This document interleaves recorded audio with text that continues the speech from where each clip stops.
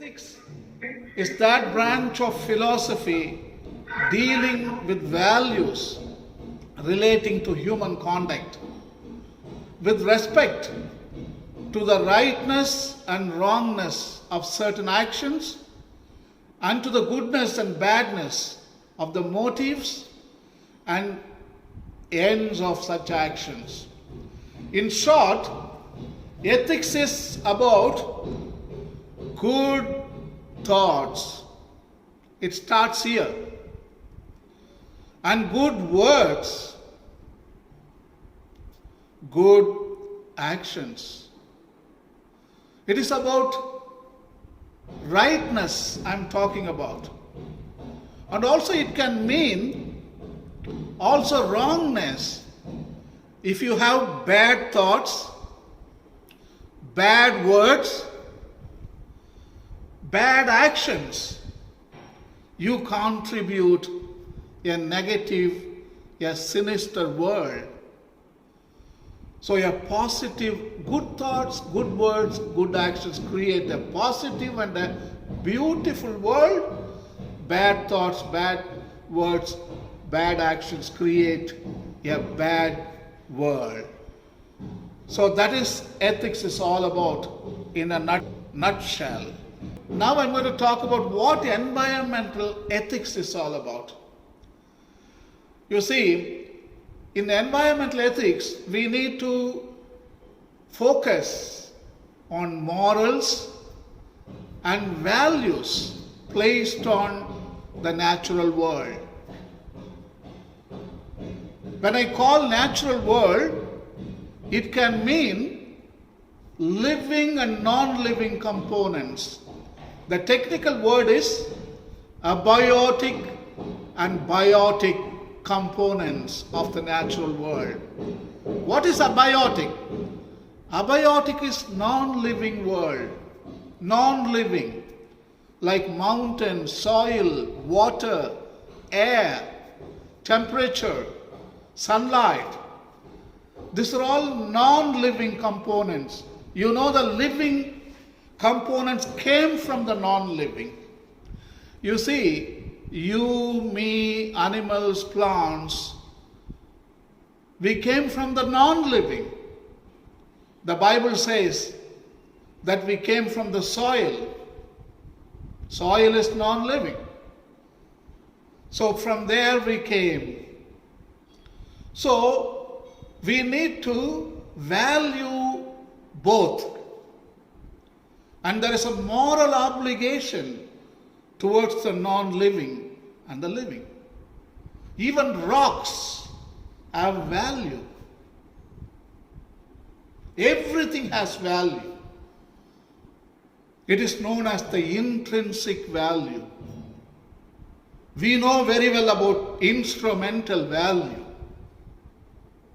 because we are accustomed to use them for our self-interest. We know too well about the instrumental value of the abiotic and the biotic world. But today, we need to admit the intrinsic value of the abiotic and biotic world. So in short, environmental ethics is the moral relationship between humans and the world around us. Again, world means non-living and the living. God so loved the world. Hey, remember that. John 3:16. God so loved the world that he sent his only Son, Jesus Christ.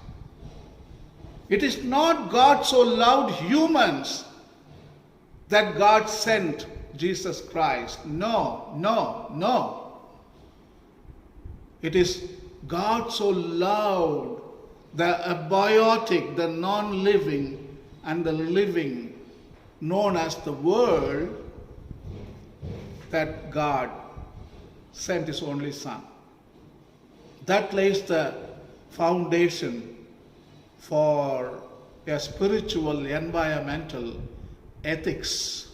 Environmental ethics means moral relationship between humans and the world around us. In other words, how we are grounded in our relationship with the natural world. For example, is humankind more important than other creatures? First question. Are we more important than the ants, snakes, scorpions, or lizards? Who told you that you are more important than them? It is us. Humans, we exalted our own species that we are the most important species. All other species are created for the enjoyment of humans. So, in environmental ethics, we need to examine that statement. Who told? Why did they tell? Is it correct or is it wrong? Is there the self-interest? Is it the self-interest that made them to say that humans are very important? The motive is not the common good. Here, it is only self-interest. So is humankind more important than other creatures? In environmental ethics, we need to examine critically. We need to find logic. We shouldn't go by emotion. Most of the time, philosophy, even religion is based on emotions. Emotions, they don't give you the truth. They distort the truth. When logic and emotion, you bring the logic and then you will find the truth. The second, do the immediate interest of living persons count more than the needs of unborn generations? Are we important? Or also future generations, we need to bring them into our consideration. They are also included. It is known as the integral ecology. We can't fragment humanity, past, present, future. No.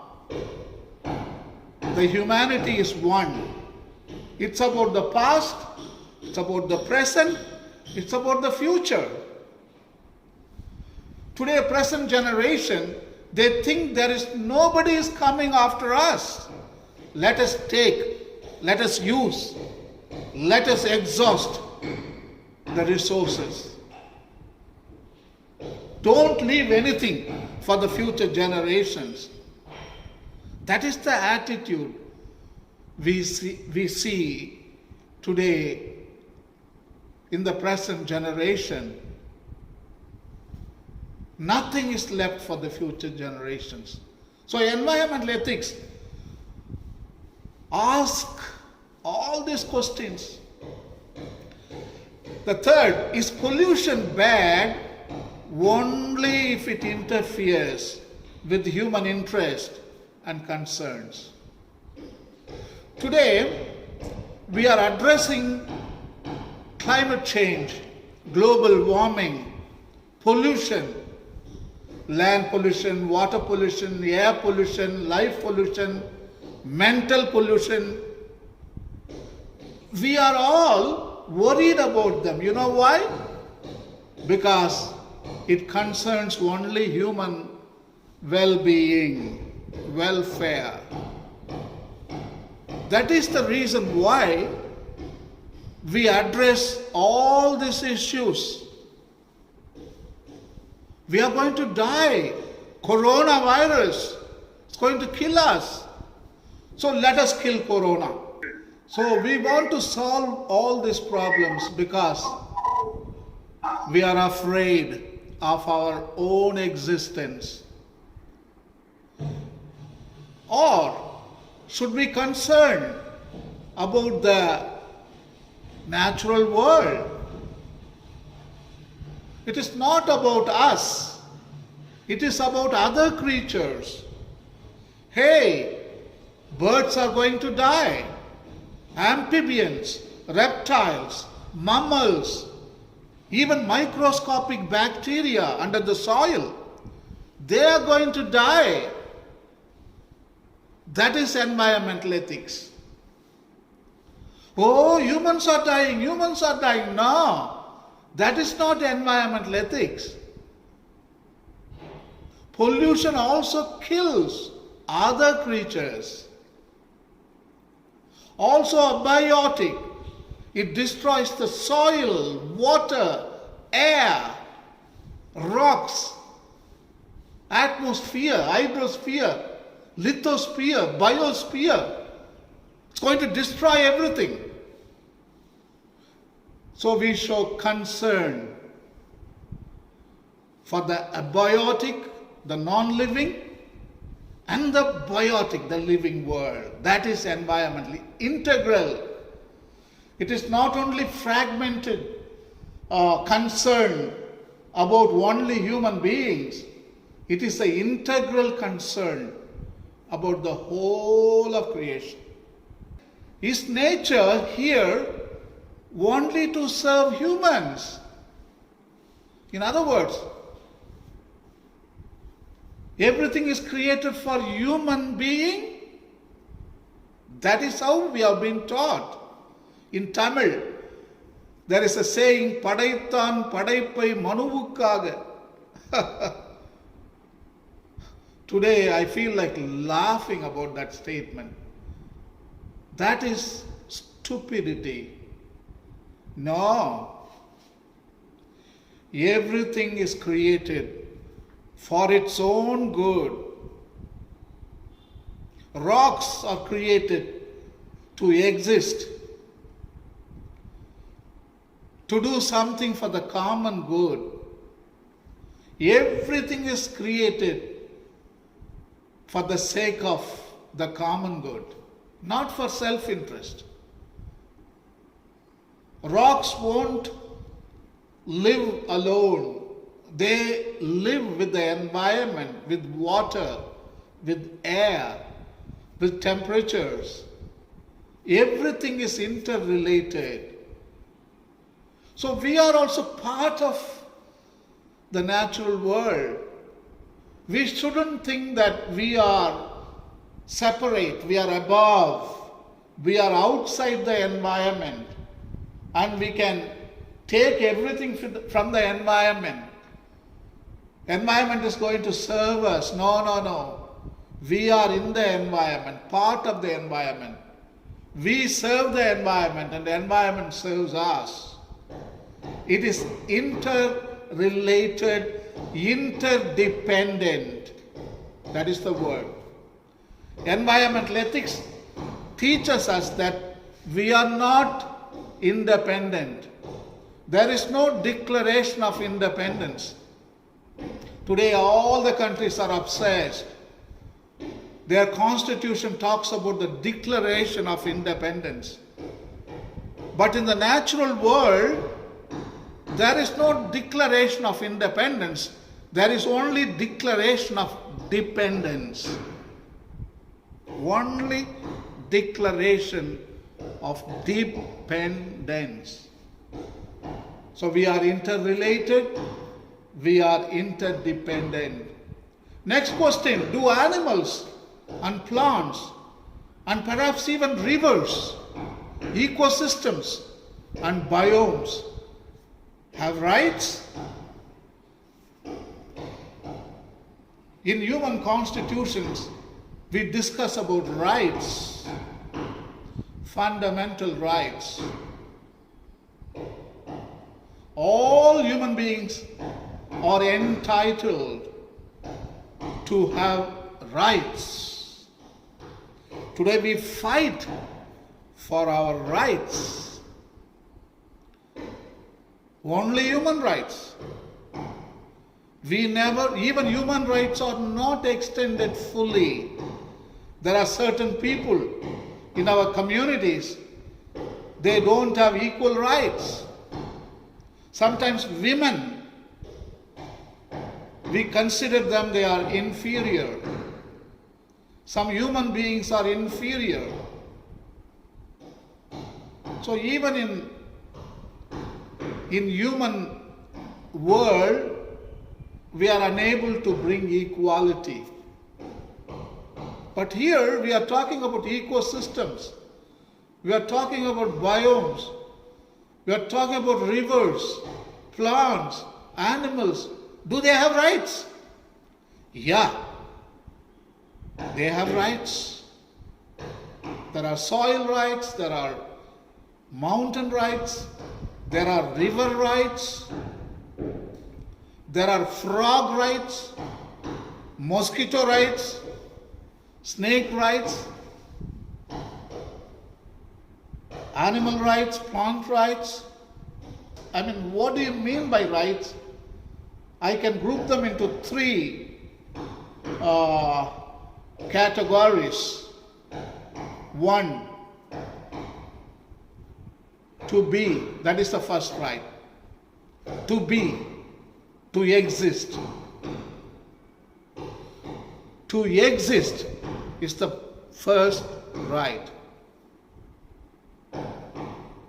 You understand that? To be or to exist, first right.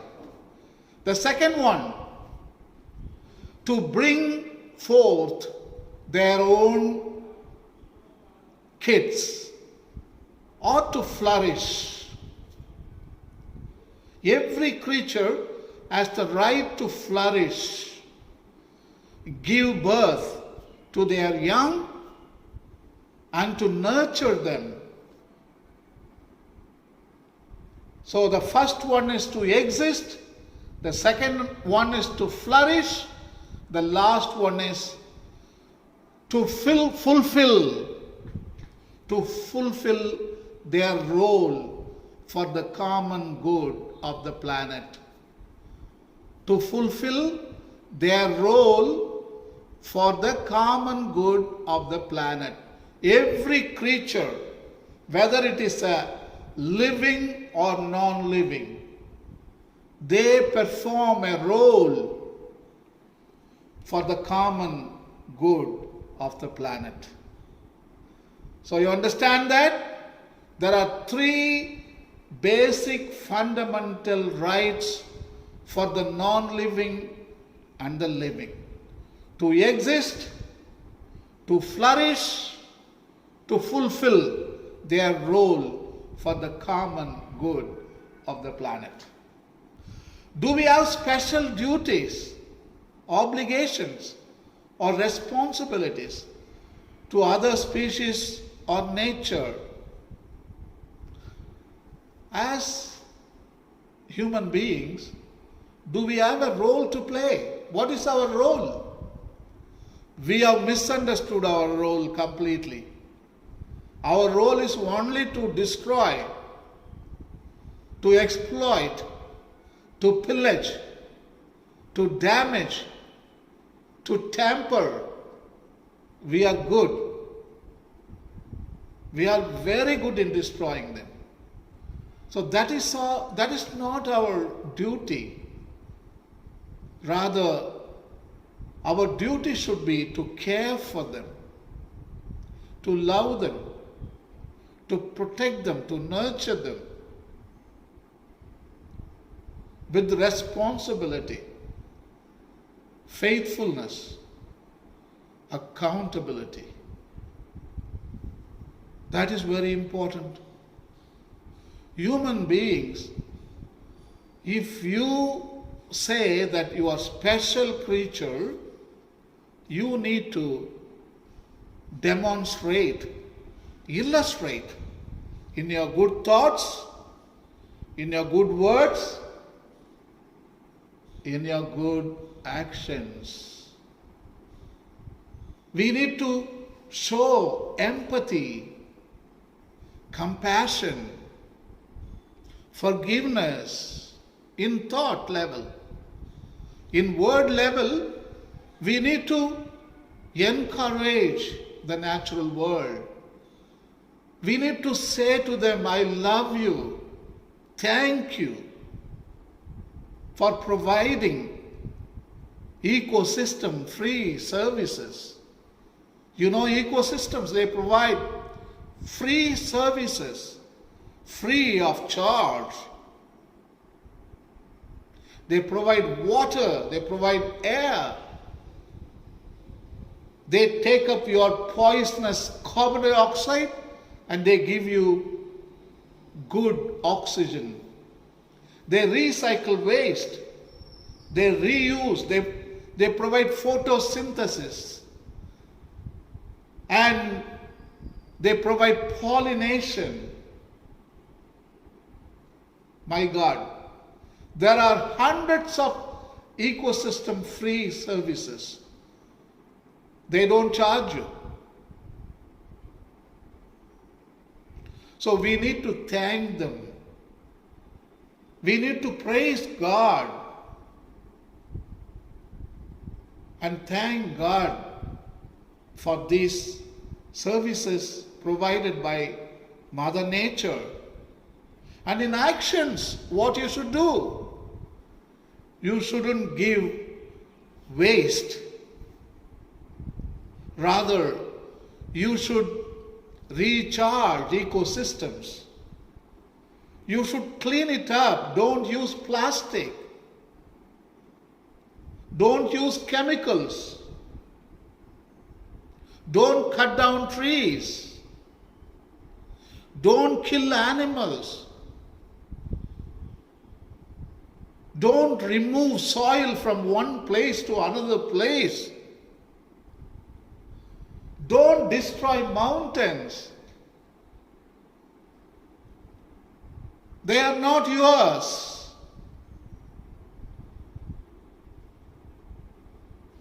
So you have got duties, obligations, responsibility, faithfulness, accountability.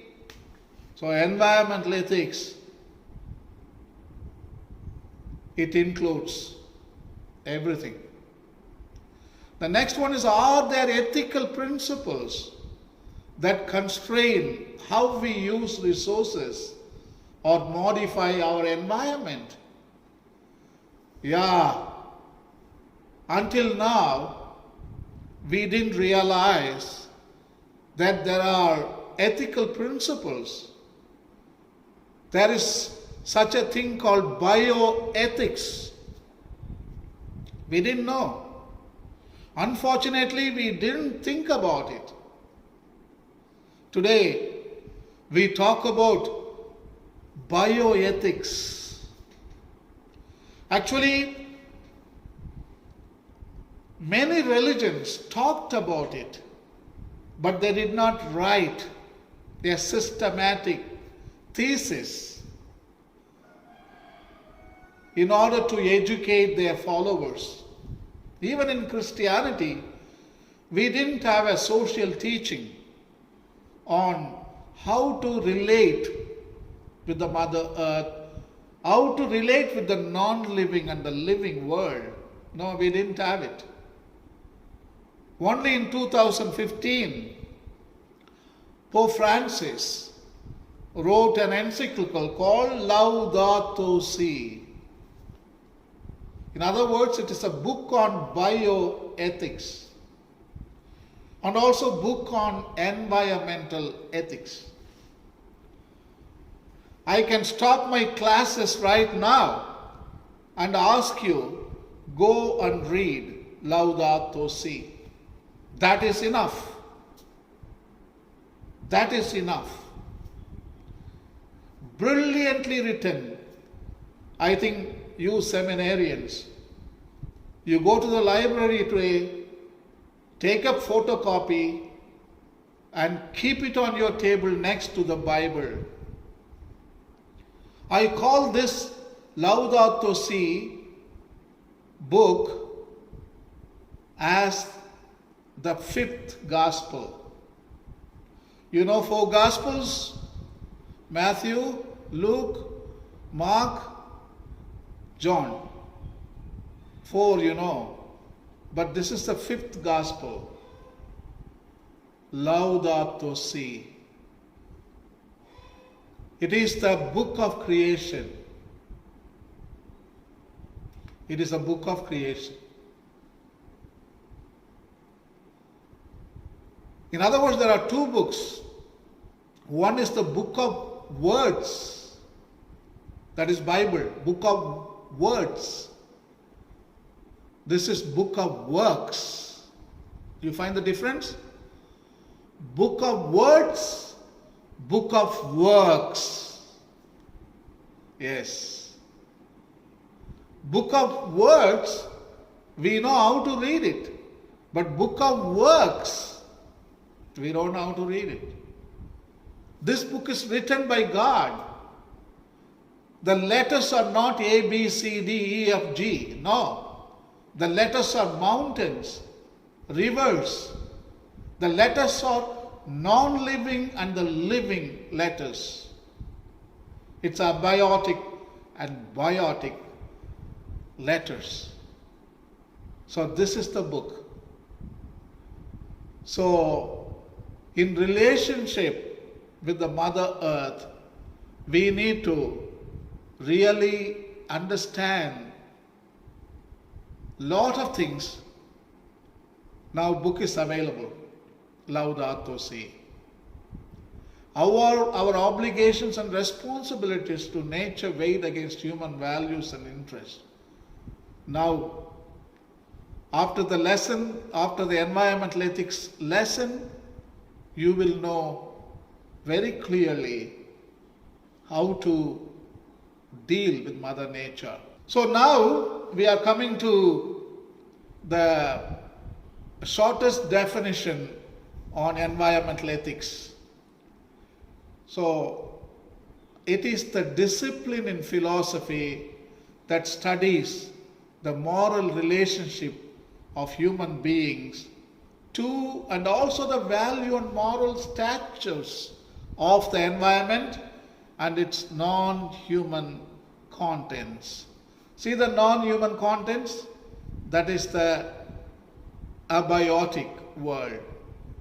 So in other words, environmental ethics expands the moral circle of inclusiveness. It includes not only humans, it includes animals, plants, and also non-living. See, so far we didn't include anything. Only we focused on humans. But now our consciousness is becoming larger to encompass the living, especially animals and plants. Our consciousness is still expanding to include mountains, rivers, oceans, the non-living components. So that is nice to see now. It is a birth of new consciousness. That is what I would like to call. It's a birth of new consciousness. When environmental ethics emerged, only in 1970s, the environmental ethics came into being. So, it did so by posing a challenge to traditional anthropocentrism. What is anthropocentrism? Anthropocentrism means it's about human interest.